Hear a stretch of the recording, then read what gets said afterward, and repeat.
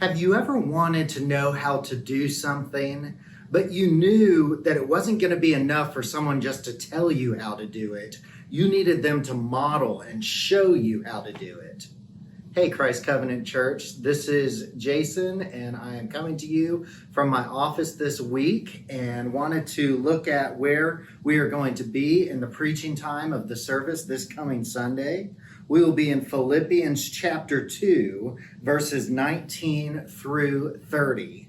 And in this passage, we've already seen that Paul has talked about the great humility and walking with humility, and it's the gospel of Jesus who laid down his life, becoming obedient to the point of death for us, and then being raised to have a name above all other names, and that we will all bow down to. It is this compelling gospel that compels us to live a life of humility, considering others' interests above ourselves. With this humility comes unity within the body of Christ, because we lay down our own rights in order to pick up the message of the gospel and the mission to get the gospel to others. And so that's where we've been. And then he says we need to work out this salvation. We need to do everything without grumbling so we can be lights to the world. We need to pour out our faith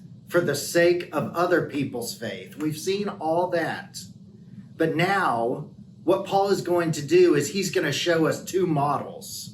It's as if we were to ask Paul, okay, Paul, I hear all this about living a gospel-centered life in a way that shows off the work of Christ. I hear and I've gotten your instructions, but now show me how it's done. Is there any model that I can look at?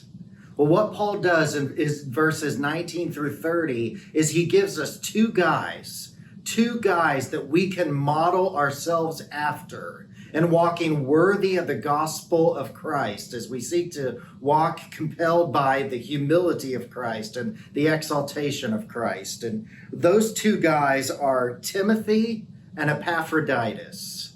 So I want to encourage you to read this passage, learn a little bit about Timothy and Epaphroditus, and this Sunday we are going to look at the character and the work of Timothy and Epaphroditus, and we're going to see why these are great models and examples for us to follow as we seek to walk out our faith in a way that shows just how worth it Jesus is.